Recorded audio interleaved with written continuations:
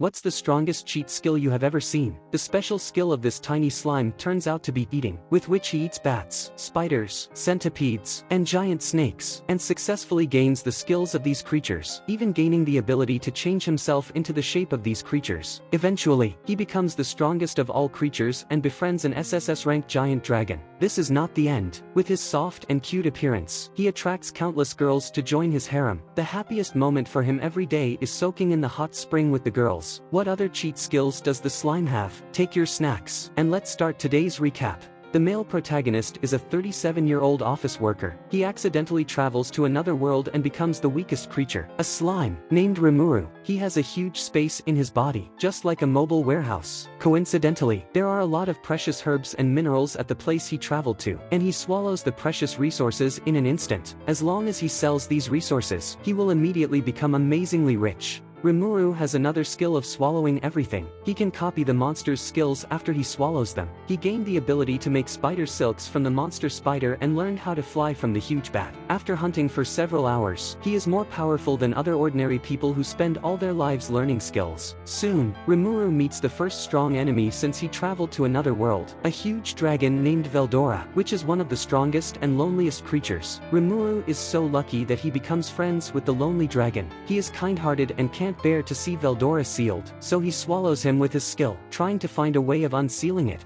When Rimuru leaves the underground world, he notices two races fighting. Seeing the weak goblins are about to be eliminated by the wolves, Rimuru decides to help them with the powerful skill he just learned out of kindness, easily killing the Wolves King. Thus, he is repaid with their loyalty. After swallowing the Wolves King, he gains its might. The wolves gradually submit to him because they respect the strong.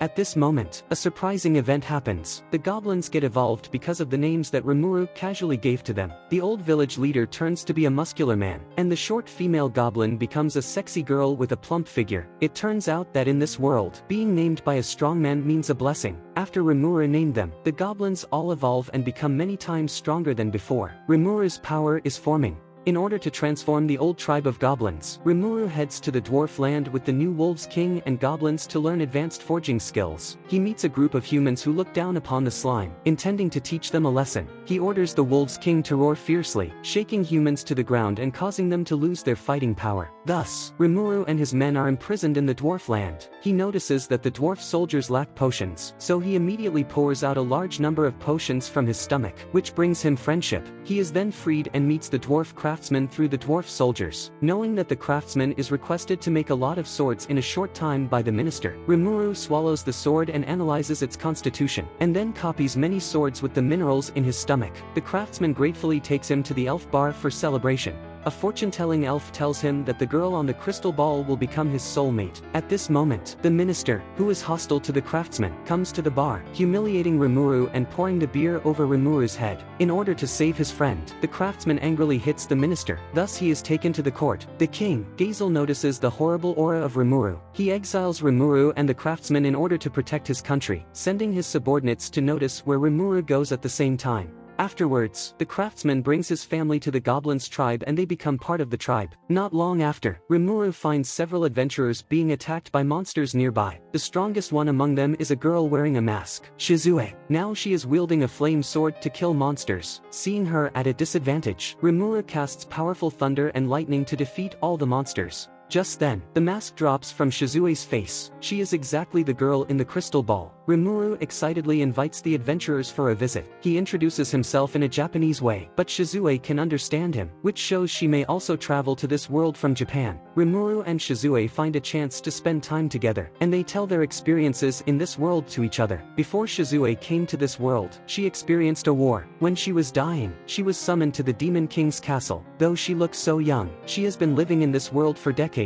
In this world, transmigrationers will gain special abilities, so many countries will use them as weapons and control them in various ways. The Demon King sealed the fierce fire elf in Shizue's body, which gives her unimaginable powers. Unfortunately, she couldn't control the fire elf, so she accidentally burned her only friend in this world to death, which is a nightmare that she can't forget forever. For decades, she can only suppress the fire elf with the mask. Recently, she feels her life coming to an end, and she can't suppress the fire elf with the mask anymore. Just when she is about to leave the village with the adventurers, the mask is broken, and flames spew out of her body. In an instant, Shizue turns to be a grumpy fire elf, summoning a lot of monsters and intending to burn the whole tribe. However, normal attacks can't hurt the fire elf except for the ice shot by the adventurers. Realizing this, Rimuru swallows the ice gun. Just then, countless ices are coming out of his mouth, eliminating all monsters. When he is taking the advantage to get close to the fire elf, he is accidentally trapped. A flame tornado rushes towards the sky, instantly demolishing him. Luckily, Rimuru has strong fire resistance, so he doesn't get hurt. Soon, the fire elf is swallowed by Rimuru. After a few seconds, Rimuru spits Shizue out and leaves the fire elf in his stomach, turning it to be Veldora's toy. This battle brings Shizue's life to an end. Before she dies, she tells Rimuru about her rough life. She intended to find the Demon King, Leon, who summoned her before, to prove that she is not just a weapon but a human with emotions. But time is running out. At the end of her life, she begs Rimuru to gratify her two wishes. She was a teacher before, and most of her students traveled to this world from other worlds. One of her wishes is that Rimuru can take care of her students and find a chance to send them back to their original world. The other is that she hopes Rimuru can swallow her because she doesn't want to die in this world. Rimuru agrees as he has a special feeling for this Japanese girl.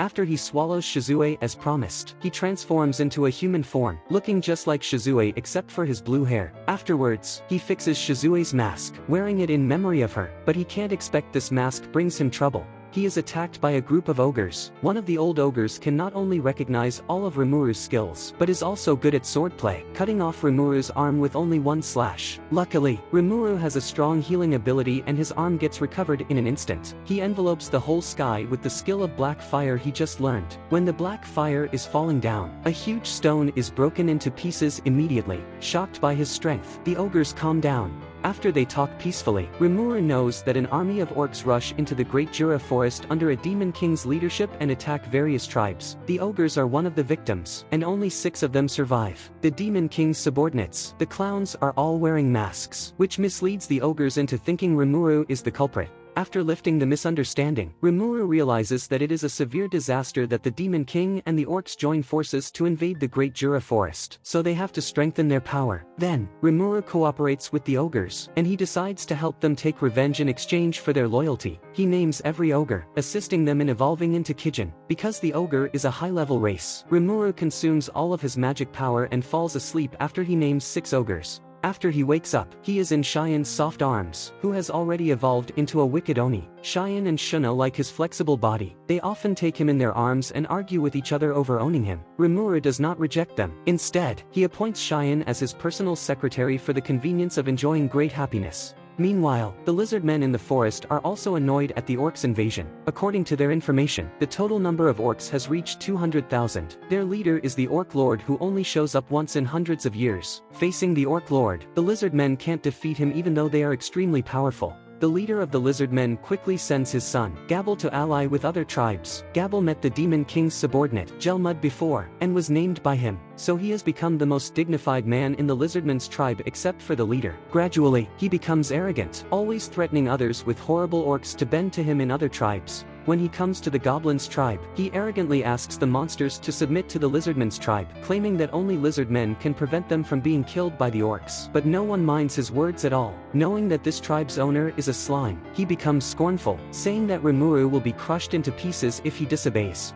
These words anger Rimuru's loyal subordinates. The Wolves' King shows its power, scaring the lizardmen's army away. Only Gabble is still standing in the same spot. To deal with this obscure enemy, Rimuru doesn't want to take action in person. He casually asks a goblin soldier to accept the duel because he doesn't want his subordinates to hurt Gabble in a rage and get a feud with lizard men. After cooperating with the wolves, the goblin learned the skill of traveling through the shadows, with which he easily defeats the enemies. The lizard men are frightened and quickly carry Gabble to run away. Rimuru is alert to the 200,000 orcs, immediately gathering his subordinates to have a meeting. Meanwhile, a green light appears in the room suddenly and the tree elf shows up, which is the guardian of the Great Jura Forest and knows everything in the forest. She comes to ask Rimuru, who is so powerful, to slay the Orc Lord. She points out that the Orc Lord only appears once in hundreds of years. The Orc Lord's troops will become stronger with the skill of absorbing powers from the corpses, which means Rimuru must launch attacks as soon as possible. Rimuru then agrees without hesitation. Rimuru knows that it is the best choice to team up with the lizard men to deal with such a large amount of enemies. He sends a fair Oni, Sui, which moves the fastest, to the lizardmen's tribe to talk with their leader. Luckily, the leader of the lizardmen is not so arrogant as Gabble. He accepts the invitation of allying without hesitation, and promises that he will fight against the orcs in the tribe. Before they get allied, the leader of the lizardmen asks his subordinates to retreat for defense, waiting for the reinforcements. Meanwhile, on Gabble's way home, he meets a clown named Laplace, claiming himself as a companion of Gelmud. He thinks that Gabble's father is too old to be the leader of the lizard men. If lizard men want to defeat the orcs, some decisive strong men like Gabble have to do something. Gabble, who likes fighting, is becoming more and more complacent after being touted by Laplace. Hearing that his father has adopted a defensive strategy, Gabble immediately gathers the subordinates to stage a coup and imprisons his father after he gets home. When Gabble becomes the leader, he declares war on the orcs, which is supported by the Hawks, but they are so naive and don't realize the power of the Orc Lord at all. When Rimuru arrives with his subordinates, they meet a group of lizard men being routed by the fierce orcs. They immediately save them, and then run to the center of the battlefield. At this point, Gabble is surrounded by an army of orcs. He finally realizes that the orcs will devour their companions and the lizardmen's bodies and become stronger when fighting more. It is his first time being so close to death. Fortunately, the Goblin Knights arrive in time to fight together. After that, the Kijin's spells explode one after another in the army of orcs. The Wolf King is fighting against the fierce Boar General, casting a black whirlwind in the battlefield and tearing the Orc General to pieces. The Wolf King thus gets evolved and attracts others' attention with his mighty body and 2 horns growing on his head. Besides the main battlefield, Rimuru also sets tactics elsewhere. He sends Sui to the base of the lizard men to save the imprisoned former leader of the lizard men. Sui also kills all the orcs nearby. Gelmud is the culprit of the orcs' invasion. After he knows the bad situation of the fighting through the crystal ball, he is so angry that he breaks the crystal ball and flies to the battlefield. If they lose the fight, he may not survive when facing the Demon King.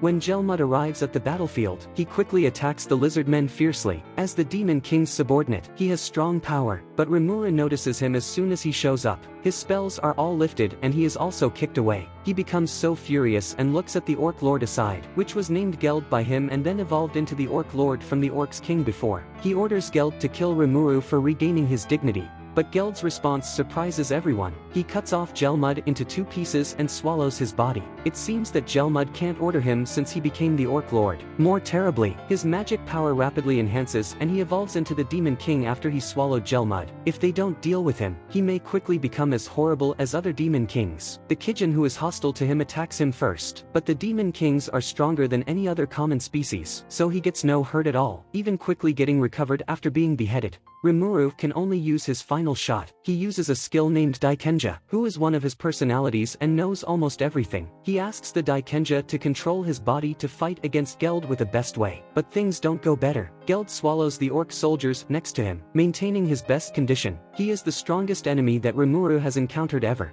Rimuru decides not to defeat him by force. He changes back to the slime, trying to swallow him. Depending on his strong healing ability, Geld stands the corrosion and manages to get free from being swallowed. But his body is gradually corroded, and some of his memories are known by Rimuru. It turns out that he was once a wise orc king. There was a famine in his territory, and the citizens suffered hunger. In his most desperate time, Gelmud named him and ordered him to invade the Great Jura forest in search of food with his subordinates. After getting power, the orcs remain hungry and desire to devour all living creatures, losing their nature forever. Geld has been guilty all the time, but in order to get rid of famine, he must fight till the end, even undertaking all the sins. After knowing Geld's experience, Rimuru has a spiritual communication with him, promising to be responsible for the orcs and take all their sins. Geld gradually puts down his resistance and is completely swallowed. After he dies, the orcs regain their sanity, and the war, caused by the Demon King, finally comes to an end. After that, Rimuru gathers all the powers, announcing that he will accept all the orcs and take the responsibility for their crimes, which shocks everyone. They all approve of his contribution to the Great Jura Forest and don't protest at all. He then proposes uniting all the tribes and establishing the Jura Tempest Federation.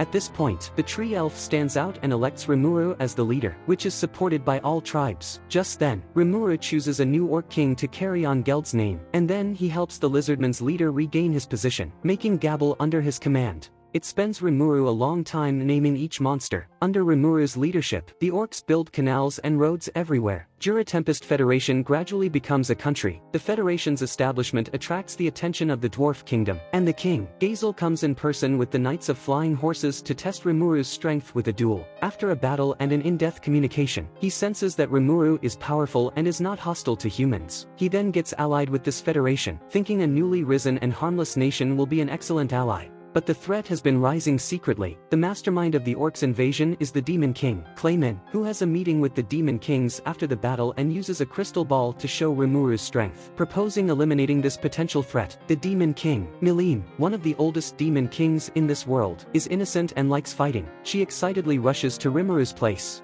Before she gets close to them, Rimuru feels the horrible magic power full of aggression. He intends to pretend to be an ordinary slime, but is seen through at once. He can only try communicating with her while running away. He finds Milim is naive, so he stuffs some honey into her mouth like coaxing a child. Milim soon gets starry-eyed with enjoyment. It seems that this Demon King has a simple mind and hasn't eaten many tasty things. Rimuru lures her with honey, convincing her to stop fighting. After that, Milim always follows him, treating him as her best friend. Clayman's incitement also works on Carolon, the Demon King of the Orcs' Kingdom. Clayman sends the beast soldier, Phobio, to test Rimuru. Phobio is arrogant. He hurts a goblin after he just arrives at the destination, which angers Milim, who treats her friend's territory as her territory. She is stopped by Rimuru in time as she almost kills Phobio. Unfortunately, his kindness doesn't get Phobio's respect in return. Phobio looks down upon Rimuru because his real identity is a slime, just leaving with his hate towards Milim. The rise of the Jura Tempest Federation also draws the attention of human nations, and they send people to visit this federation, including a mercenary, Yom. Rimuru takes the opportunity to owe Yom the success of defeating the orcs' leader, but Yom needs to claim that he has assisted them in killing the orcs' leader to the public. By this means, he will pose fewer threats to humans, and Yom will gain fame as well. The humans on the spot all admire his wisdom and build friendly relations with the Federation. His rule becomes more and more solidified.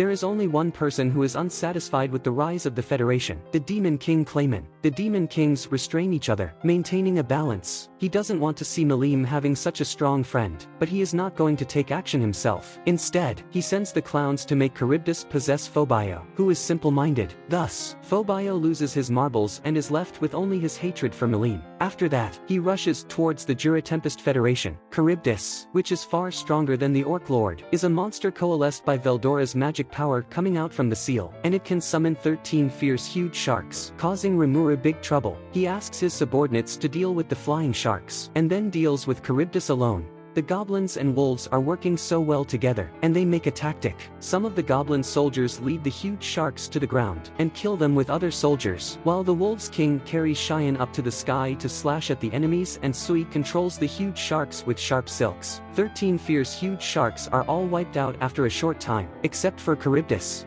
Charybdis can eject all his scales as weapons and then recover them with his super strong reviving ability. Its body is an endless armory. Rimuru can barely resist its attacks, having no chance to fight back. He quickly asks the Daikenja how to defeat the enemy but only receives silence in return. It seems that Rimuru has no chance to win. At this moment, Charybdis shouts out Milim's name angrily. Rimuru then realizes it comes to find Milim, immediately awakening her, who is still sleeping. As a warlike demon king, Milim has desired to fight so long ago, excitedly flying to the sky for the duel. Obviously, there must be a reason that the naive Demon King, Milim, can carve a place among the sinister Demon Kings. She breaks Charybdis into pieces in just a few minutes. If Rimuru doesn't stop her, she will break Phobio as well, the one inside the monster's body.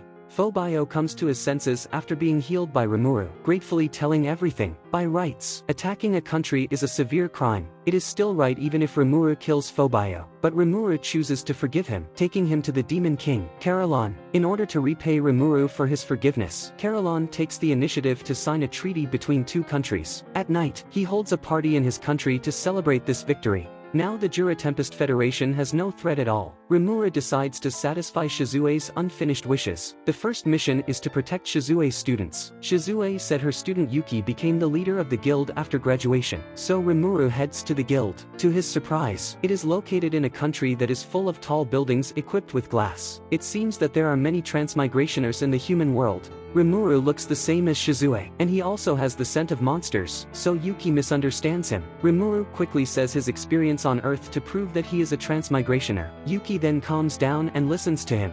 Yuki feels so sad about Shizue's death. He comes to the academy with Rimuru and tells the secret of the transmigrationers. There are two kinds of transmigrationers. One travels coincidentally, just like him. The other is summoned by various countries as weapons, and they will gain strong magic power. But if the summoned one is so young, he will be dead soon because he can't withstand such strong power. So every country treats kids as losers. Shizue is kind-hearted and she adopted these kids, constantly searching for a way of surviving for them. Rimuru can't help himself showing his sympathy towards these poor kids. Each of them has amazing strength. Some can control the dolls to fight, and some can use different magics when they are young. Rimuru becomes their teacher afterwards, teaching them as well as searching for a way of solving the dilemma for them. Rimuru carefully thinks about the difference between Shizue and these kids. He thinks that Shizue is not dead, probably because she is possessed by a high-level elf, the fire elf. Rimuru asks around but gains nothing about the high-level elf. During the process, he sees a sky dragon attacking the country where they are. The garrison of the country can do nothing to resist the sky dragon's attacks. Seeing that this city is about to be destroyed and people are about to be killed, Rimuru quickly takes action.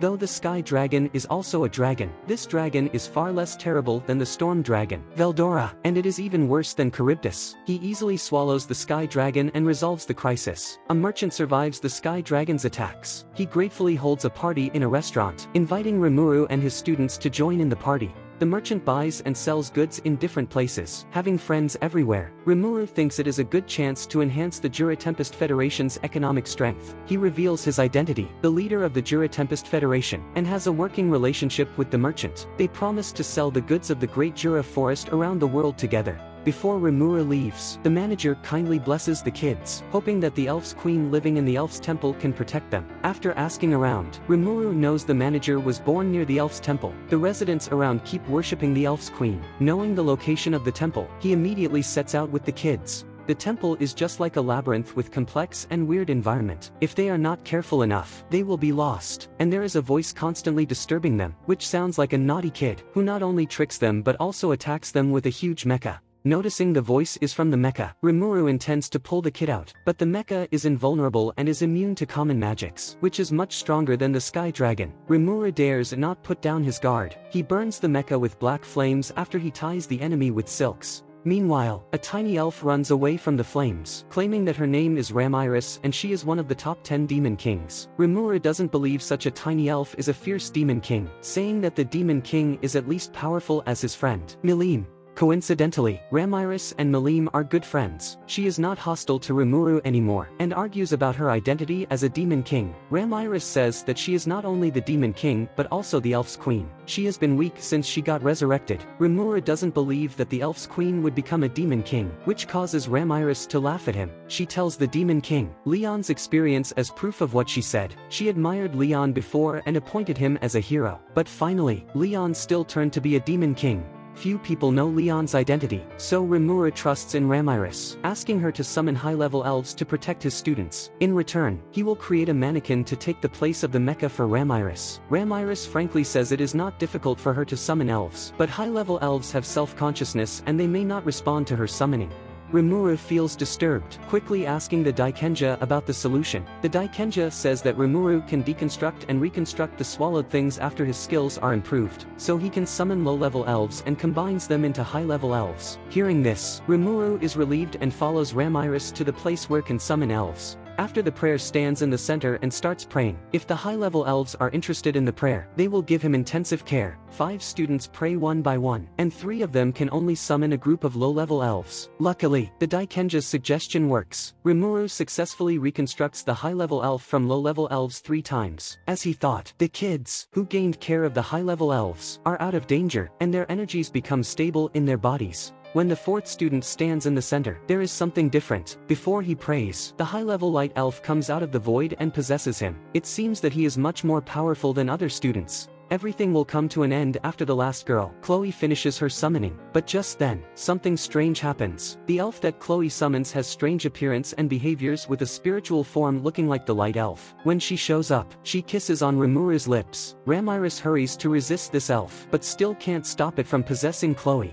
Ramires worriedly says this elf is born in the future, and it may cause troubles. Rimuru doesn't care, and he is only concerned about the students' survivals, thinking that future things should be solved in the future. After he creates the mannequin, he goes back to the academy with students. He finally fulfills some of Shizue's wishes and decides to go back to the Great Jura Forest. The students feel sad to leave him. Chloe, who has the mightiest feelings towards him, is crying all the time. In order to comfort Chloe, Rimuru gives her the mask as a gift for leaving, and then goes on his way back to his country. As a leader, there are so many problems and crises for him to resolve. For example, he needs to actively establish diplomatic relations with other countries. The Orc land worships the strong and likes fighting. When the envoys of the Orc land just arrive in the Federation, they start to fight against Rimuru's subordinates. Among them, Cheyenne and a tiger girl are having a fierce fight. One is a wicked Oni born with strong combat power, and the other has rare blood of the white tiger claw. They are both top soldiers of their countries with close speed and power. As they are fighting much of a muchness, Cheyenne uses the skill she just learned. An energy ball becomes bigger and bigger in her hand, with a horrible aura around it. Soldiers of the Orc land can tell the energy ball's strong power and they quickly surrender to avoid getting hurt.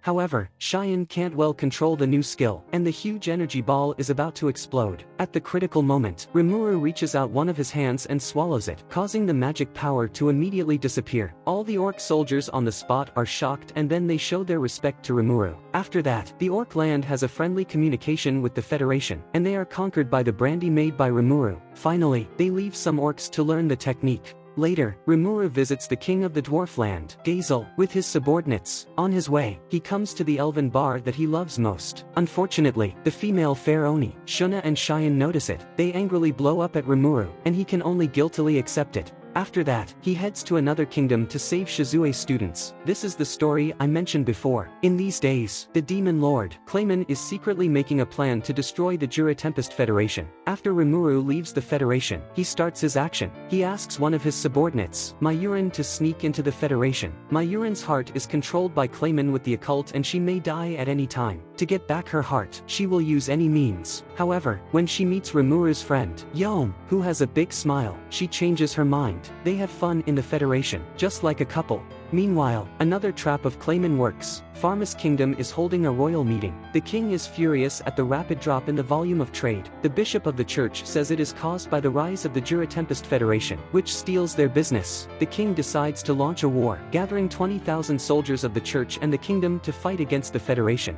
To find an excuse for starting a war, the king intends to send his subordinates to drive a wedge between the two kingdoms, and the best candidates are the 3 transmigrationers summoned by the kingdom. Each of them has the supreme strength of humans and the special abilities of transmigrationers. There is no doubt that the Jura Tempest Federation will face a fierce war. Meanwhile, the Demon Lord, Malim, appears in Clayman's castle. She is naive and simple, but now, she looks completely different. In the Jura Tempest Federation, key genes get a piece of information through the crystal ball that Malim declares war on the Orcs' kingdom, and people are heading to the Federation to take refuge. This war shocks everyone on the spot, but it is just part of Clayman's plan. Soon, the transmigrationers sneak into the Jura Tempest Federation. They claim to be attacked by the monsters on the street, turning the Federation into chaos. Among them, a girl can control her opponent's actions with words. A man named Taguchi is good at close combat and is also the toughest enemy to deal with. When patrolling, Cheyenne and Shuna notice something abnormal, immediately getting ready to fight. At the same time, Mayurin shows her real identity as Clayman ordered, when she intends to envelop the whole Federation with blocking barrier magic. Yon notices it. He then tightly hugs her, asking her not to make an irreparable mistake. After wavering between love and life, she finally casts the magic by force.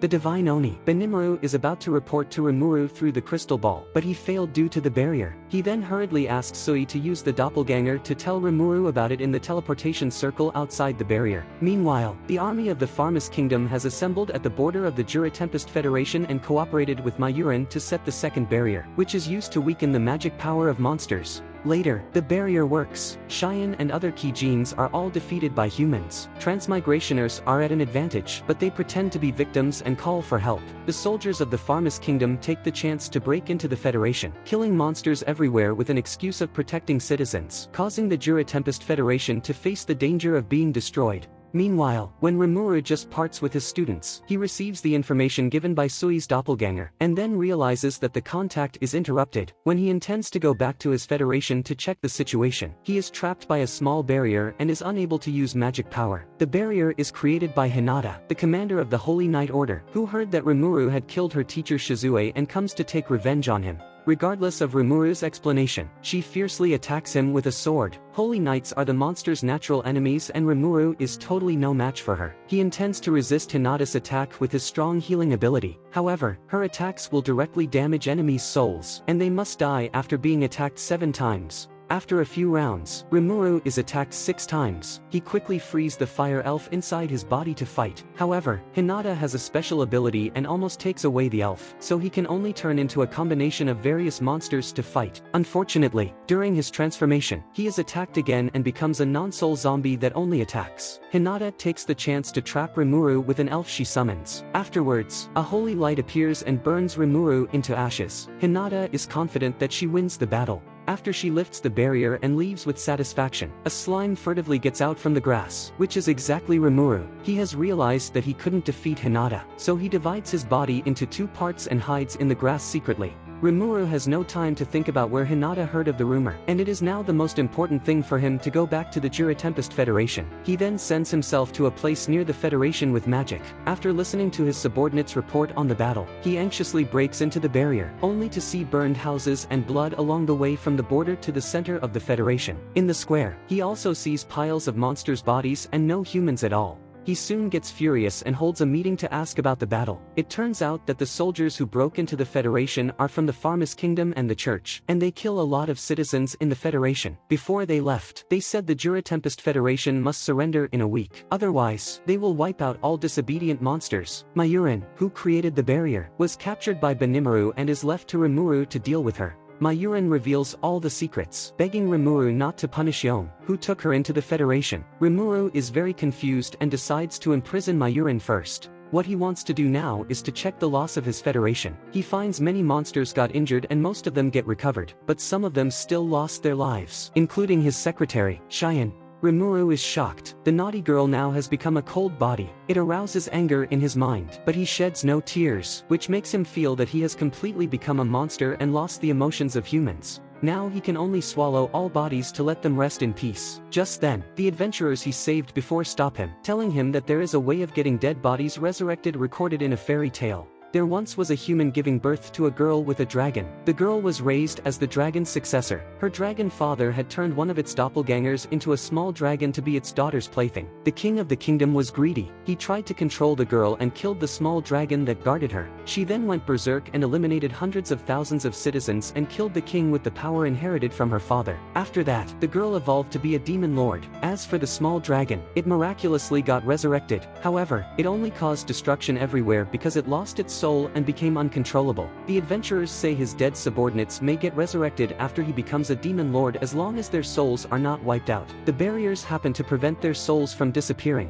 Rimuru hurriedly asks the Daikenja and then knows there is a 3.14% probability that this plan will succeed. The Daikenja also says it is necessary to obtain enough magic power and kill at least 10,000 humans for becoming a demon lord. Hearing this, Rimuru comes up with a complete plan. He pardons Mayurin first, asking her to create a new barrier for him, which is used to prevent the souls from disappearing after he breaks the old barrier. After that, he starts to collect information. The army that invaded the Federation before is just an advance team, and there will be an army of 20,000 soldiers afterwards. Hearing the number, he shows a terrifying smile. The barrier created by the enemy was formed of 4 magic circles. Based on this information, he divides his subordinates into 4 teams to attack, and he will face the 20,000 soldiers in person. After getting the order, his subordinates immediately start their action. Geld and one of the key genes are sent to invade the base where the transmigrationers are. The transmigrationers underestimate monsters, not knowing that it was the barriers that gave them the chance to win. An arrogant boy, whose ability is to see every detail of enemies' movements, attacks the Kijin first. However, he moves much slower than the Kijin.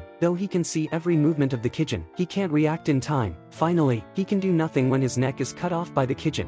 Meanwhile, Taguchi can easily gain the edge with his strong close combat power. Then, Geld counterattacks in a special way. his skills can directly have effects on enemies' souls. Though being good at defending himself, Taguchi can't resist Geld's skill, causing him to be at a disadvantage. When he sees the Kijin taking his companion's head, he is too scared to speak. In order to survive, he attacks his another companion in the base and makes her soul a sacrifice, thus gaining a healing skill, with which he can soon get recovered even if his head is cut off. However, the healing skill makes him more painful. He is tortured by Geld and howls in pain. Luckily, the magician who summoned him before comes to rescue him in time and takes him to the base. But Taguchi is not completely saved. The magician wipes out his soul and possesses his body. It turns out that the magician has been guarding his kingdom for hundreds of years and keeps being alive by sacrificing transmigrationers. Meanwhile, Rimuru flies above the enemies and is about to take revenge on them. To avoid the enemies escaping with teleportation magic, he envelopes the whole base with a barrier. After that, he casts a wide-range and powerful skill. Countless drips appear in the base, easily piercing through the soldiers' bodies and killing them. Instantly, the base is full of desperate howls. Even the magician, such a powerful enemy, is killed in an instant. The king and the bishop shiver with fear, quickly revealing their identities and begging Rimuru for mercy. The king seems to be unaware of the danger. Seeing Rimuru stop attacking, he immediately becomes arrogant again, offering to establish diplomatic relations with the Jura Tempest Federation. Just like Rimuru is begging for his charity, Rimuru impatiently cuts off one of his arms, making him realize that he is unqualified to negotiate with him.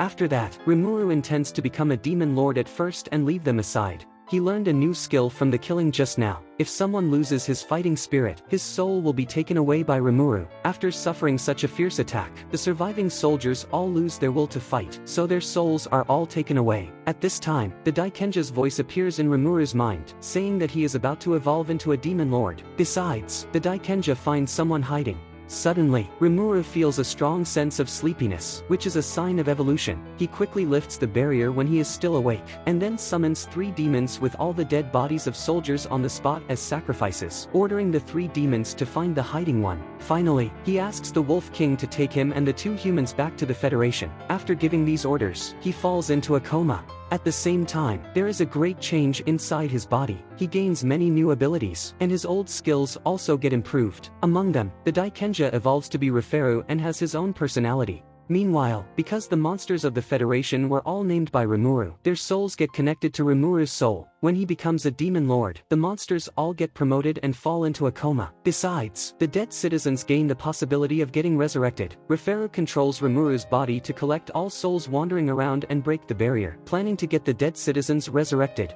At this moment, the 3 demons find the magician, who is pretending to be dead. Thinking they are just normal demons, the magician summons a high-level elf to fight. Soon, the leader of the 3 demons casually eats the elf as a cookie. The magician has never seen such a horrible scene for hundreds of years. He then shouts out a guess in surprise that it is the oldest demon. The leader of demons doesn't deny it and takes the magician back to the Federation. When the leader of demons comes back, he happens to see Referu collecting souls. Out of loyalty to the summoner, he says Rimuru's magic power is not enough to get the dead resurrected, and offers to sacrifice the 2 demons around him to replenish their master's magic, saying that it is their honor. Referu knows it is right and takes this advice. He once estimated the success probability of the plan at 3.14%, but now Rimuru's magic power is more than 10 times stronger than before. Plus he swallowed 2 demons, so the probability of success has reached 100%. Instantly, with the powerful magic power, Cheyenne and other dead subordinates gradually open their eyes. When Rimuru wakes up, he sees Cheyenne, the energetic girl, in front of him. Looking at her familiar bright smile, he feels relieved. When they are celebrating the reunion, the arrogant soldiers of the Orc land come to the Jura Tempest Federation and bow their heads to ask for Rimuru's help.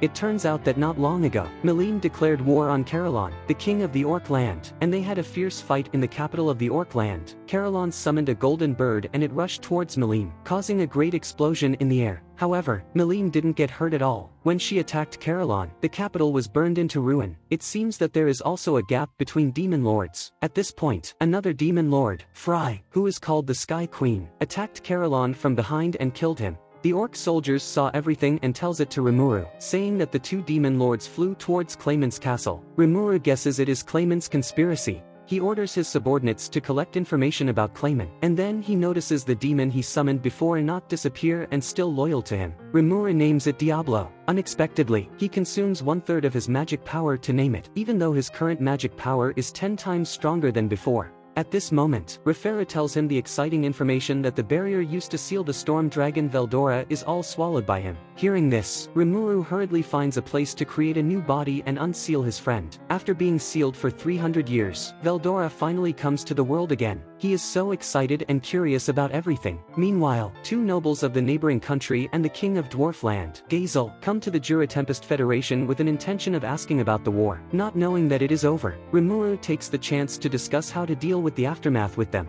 At the same time, there is also a meeting held on the other side of the world. Yuki, the leader of the guild, and Laplace, the clown, also attend the meeting. It was Yuki who revealed Rimuru's information to Hinata. He and the clowns have been secretly working together to get the demon lord Kazalim, who has been dead for 200 years, resurrected. Kazalim is the leader of clowns, and Clayman is also one of her subordinates. They all have a same goal to sneak into the church in search of something, and they notice the vampire demon lord Luminous is guarding the church. Luminous is as powerful as Kazalim at his peak, so they can only figure out another way. Finally, they decide to hold a meeting of demon lords to lure Luminous away. On the meeting, all demon lords will discuss the plan together. Based on the rule, the meeting will be held as long as 3 demon lords agree to it. Now they have Malim, Clayman and Fry, so their plan can definitely work. Clayman accepts their suggestion. He senses the scent of Rimuru becoming a demon lord and decides to take the chance to kill him. Besides, he also intends to take over the Orc land. Now he is just an ordinary demon lord, and he plans to evolve into a stronger variant demon lord by killing all citizens of the Orc land. Meanwhile, Rimuru is introducing his friend, Veldora, to the guests in the Federation. Everyone is shocked that the horrible and powerful storm dragon Veldora can get back to the world and turn to Rimuru, thinking that they should get along well with him. After discussing the plan, the leaders of several kingdoms decide to make a lie together. Before knowing their plan, let's learn about the variant demon lord. Only demon lords can evolve into variant demon lords under certain conditions. Rimuru and Malim are all variant demon lords, while the leader of Orcs and Carolon are ordinary demon lords. It can be seen that there is a big gap between the two kinds of demon lords from the battle in which Carolon was overwhelmed by Malim. Rimuru decides to declare that he has become a demon lord to intimidate other kingdoms, but he doesn't want to expose his identity as a variant demon lord. Besides, he will also announce that the Farmus kingdom invaded the Jura Tempest Federation. During the war, the storm dragon Veldora was accidentally unsealed, causing the Farmus kingdom to be eliminated. He and the hero, Yom, persuaded Veldora to stop killing at the cost that all citizens in Jura Tempest Federation would worship Veldora as a god. In addition, he plans to back Yom as the new king of the Farmus kingdom and send Diablo to cause a civil war in this kingdom with Yom. With Gazel's intelligence, these clever and meticulous plans are made. After the information is spread out, the elf queen, Ramiris, is the first to congratulate Rimuru on becoming a demon lord. Besides, she also tells him that Clayman will hold a meeting to discuss how to eliminate Rimuru, who claims himself as a demon lord. To avoid being attacked by other demon lords, Rimuru decides to defend himself in the meeting in person. At this point, Clayman sends his subordinate, Yamza, to head to the Orc land with an army of 30,000 soldiers. The Orcs feel anxious, thinking that Clayman intends to get involved with the remaining citizens in Orc land and their kingdom is about to face the crisis of extinction. Rimuru thinks it will be a chance for him to defeat Clayman. He then asks Referu about how to cast wide-range teleportation magic to send all citizens of Orc land to take refuge in the Federation. After that, he brings all of his armies and soldiers of Orc land together, 40,000 soldiers in total, asking Benimaru, the strongest among Kijins, to be the leader. He then asks Veldora to guard the Federation because Veldora can come to help him at any time. After getting the orders, they are ready to head to the Orc land. It will be the first large-scale operation of the Federation, and all soldiers are heading to the battlefield with great fighting spirit. Before the 40,000 soldiers reach the front, Yamza comes to Malim's base and summons Malim's minions. Yamza always hits them, treating them as servants. The leader of these minions is more powerful than Yamza. However, he can only reluctantly obey Malim's order with grievances. Let's have a short look at the past. Before Malim declared war on Carolon, the Sky Queen Fry pretended to be kind to Malim and gave her a beautiful necklace. Being simple, Malim didn't doubt her. However, when she just put on the necklace, her eyes lost their luster. After that, Clayman proudly showed up. He has the ability to control creatures, and this necklace was the medium for casting magic. He rudely hit Malim to the ground and enjoyed the pleasure of trampling the strongest demon lord with a burst of maniacal laughter. Back to the present time, the two demon lords, Leon and Guy, are talking about what happened in the Federation with the dragon. Veldora's sister, Leon, may be one of the smartest demon lords. He can deduce Rimuru is lying based on the spread clues, saying that Rimuru and Veldora may work together, which means that the Jura Tempest Federation will become so powerful. They all think this meeting will be extremely exciting. Meanwhile, a war has broken out at the garrison of Yamza's army. There are 3 battlefields at the garrison. On the first battlefield, Yamza is fighting against Albiz, who is furious about Carolan's death. She directly shows all her strength, petrifying all of Yamza's subordinates. Yamza soon realizes the gap in strength with Albiz, thinking he prefers saving his life to being loyal to Clayman, so he decides to flee and turn to other demon lords. However, Clayman has already secretly controlled Yamza with his ability. As soon as Yamza starts to flee, he uncontrollably takes out a mysterious crystal ball and swallows it, accompanied by Yamza's screams. Charybdis appears in the center of the battlefield, which is obviously born with Yamza's body as the host. On another battlefield, several high-ranking generals of the Jura Tempest Federation and Malim's minions are having a fight. Minions are much more powerful than Yamza, while the Federation has superiority in numbers. Due to the close relationship between Malim and Rimuru, neither of them fights with all their efforts. As Charybdis shows up, they all stop. Minions say this monster is the remnant of Charybdis's power. It will become stronger and stronger by constantly swallowing the bodies on the battlefield. At this rate, everyone on the spot will die. At the critical moment, Benimaru burns the monster into ashes with black flames he learned from Rimuru. As one of the most powerful subordinates of Rimuru, he has become as strong as demon lords. The Jura Tempest Federation has won the 2 battles, but a hidden game is still not over, which is the 3rd battle between the 2 kingdoms. Geld and Orc soldiers meet 2 clowns and attack them. However, they are all overwhelmed by the 2 clowns, even though the clowns don't fight seriously. Luckily, the clowns run away due to Yamza's failure. Meanwhile, Rimuru orders 3 key genes led by Shuna to launch a sudden attack on Clayman's castle, intending to weaken their strength as much as possible. A skeleton magician is guarding the castle. He is the commander of the skeleton army, which includes huge skeleton dragons and skeleton swordsmen with superb swordsmanship. Shuna knows it is impossible for the 3 of them to eliminate all skeletons, and only by defeating the skeleton magician can they win the fight. She asks the 2 key genes to deal with the skeleton army, while she fights against the skeleton magician alone. They both launch attacks with magic that they are good at. To the magician's surprise, Shuna is casting divine magic. The skeleton magician, a framed priest who believes that divine magic can only be used by devout human believers, has never used divine magic to remove Clayman's control. Shuna denies it, saying that divine magic can be cast as long as there is a firm belief and her magic power comes from the worship of Rimuru. Hearing this, the skeleton magician silently chants the incarnation, successfully lifting the control. Besides, he can also cast the divine magic that he was best at before. Although far inferior to Shuna, he desires to gain the strength as powerful as Shuna, so he joins the Jura Tempest Federation, causing Clayman's castle to be controlled by the Federation.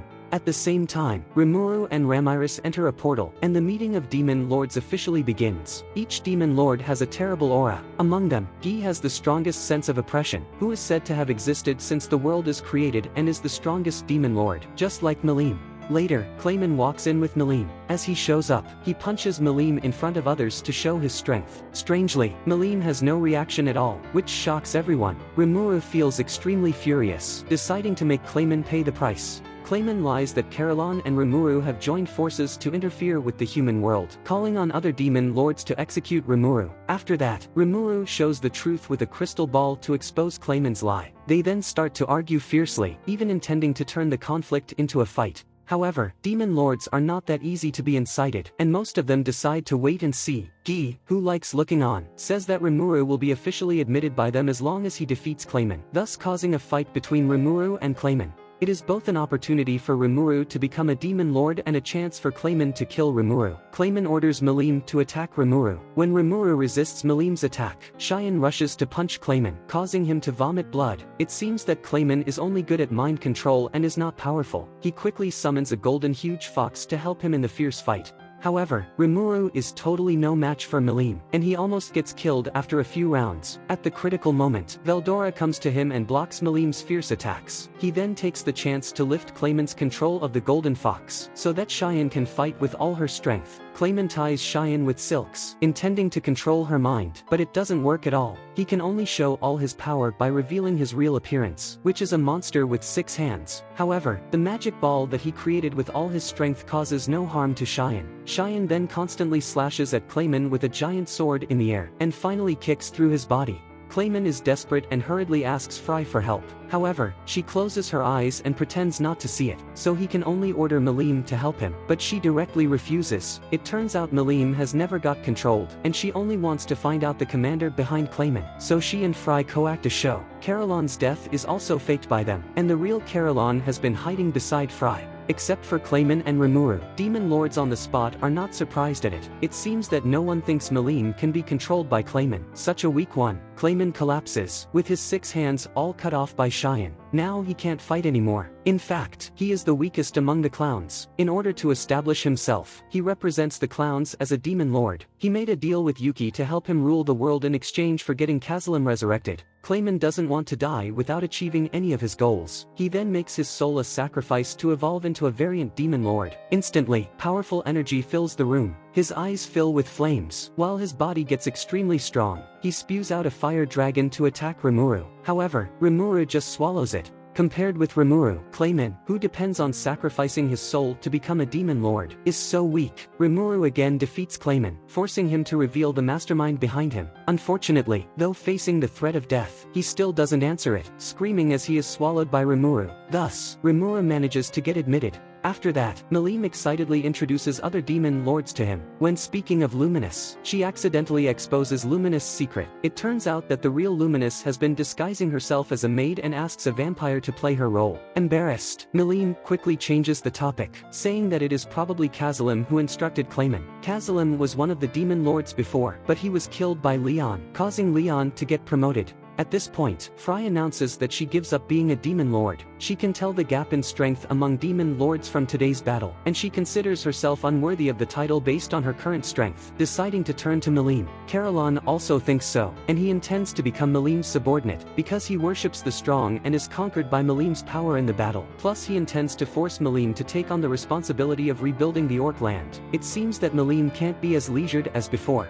After that, there are only 8 demon lords left. Everyone agrees to let Rimuru, the new demon lord, come up with a name for the group. Looking at the stars, Rimuru is inspired to name it Octagram. A new era of demon lords officially begins. At this moment, Laplace sneaks into the church again and is attacked by Hinata. He finally escapes, but happens to meet a vampire, who rushes back after the meeting. The vampire is Luminous' subordinate. He recognizes Laplace as a member of the clowns through his mask, proudly saying that Clayman was killed and threatening to kill Laplace as well. Laplace is caring. He furiously punches the vampire's face and takes out his heart. Before the vampire can react, he dies because his heart is crumbled. It seems that Clayman is really the weakest among the clowns, and each clown is at least as powerful as demon lords. After getting resurrected, Kazalim gets even more horrible. What Rimuru will face must be the craziest revenge of the clowns. The story ends here. I like this anime very much, and recently, an extra chapter of this anime has been released. If you also like this anime, please comment below to tell me. If many of you want to see it, I will make a recap of the extra chapter. Well, today's video ends here. Don't forget to like and subscribe. See you next time.